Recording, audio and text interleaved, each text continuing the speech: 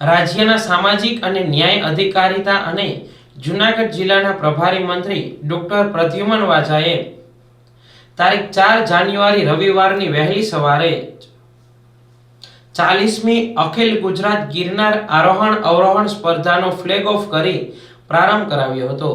સાથે જ સ્પર્ધકોનું ઉત્સાહવર્ધન કર્યું હતું। આ સ્પર્ધામાં રાજ્યભરના 1115 સ્પર્ધકોએ ફૂલ ગુલાબી ઠંડીમાં નવા ઉત્સાહ અને જોમજુસ્સા સાથે ગરવા ગિરનારને સર કરવા માટે દોટ મૂકી હતી। આ સ્પર્ધામાં સિનિયર જુનિયર ભાઈઓ માટે અંબાજી સુધીના 5500 પગથિયા અને સિનિયર જુનિયર બહેનો માટે માડી પરબ સુધી 2200 પગથિયાનું આરોહણ અવરોહણ કરવાનું રહે છે।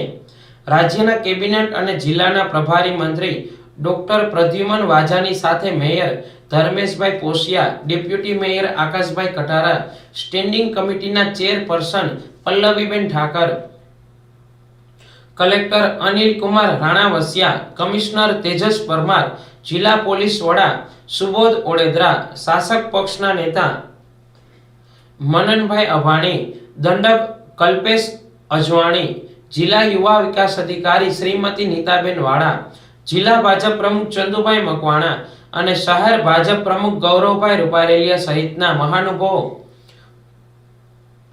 અખિલ ગુજરાત ગિરનાર આરોહણ અવરોહણ સ્પર્ધાનો શુભારંભ કરવામાં પણ સહભાગી બન્યા હતા। પ્રભારી મંત્રી પ્રદ્યુમન વાજાએ જણાવ્યું હતું કે 40મી અખિલ ગુજરાત ગિરનાર આરોહણ અવરોહણ સ્પર્ધા વડાપ્રધાન નરેન્દ્રભાઈ મોદીની ફિટ ઇન્ડિયા ખેલે ગુજરાતની નેમને સાર્થક કરે છે। સાથે જ આ સ્પર્ધાથી સ્પર્ધકોમાં સાહસિકતાના ગુણો પણ વિકસે છે।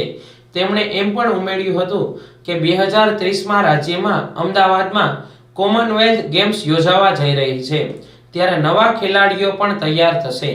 પ્રભારી મંત્રીએ 40મી અખિલ ગુજરાત આરોહણ અવરોહણ સ્પર્ધામાં સહભાગી થનાર ખેલાડીઓને બિરદાવી તેમને શુભેચ્છા સહ અભિનંદન પણ પાઠવ્યા હતા। તેમણે જણાવ્યું કે રમતગમત, યુવા અને સાંસ્કૃતિક પ્રવૃત્તિઓ વિભાગ દ્વારા આયોજિત અને જિલ્લા વહીવટી તંત્ર દ્વારા સંચાલિત આ સ્પર્ધા ગિનિસ બુક ઓફ રેકોર્ડ્સમાં અને લિમ્કા બુક ઓફ રેકોર્ડમાં પણ સ્થાન પામી ચૂકી છે। ઉપરાંત આ સ્પર્ધાનું લાઈવ વેબકાસ્ટિંગ કરવાની સાથે ટેકનોલોજીનો પણ પૂરતો ઉપયોગ કરવામાં આવી રહ્યો છે। 1971માં ફૂલછાપ દૈનિક દ્વારા શરૂ થયેલી આ સ્પર્ધા 1996 થી ગુજરાત સરકાર દ્વારા યોજવામાં આવી રહી છે।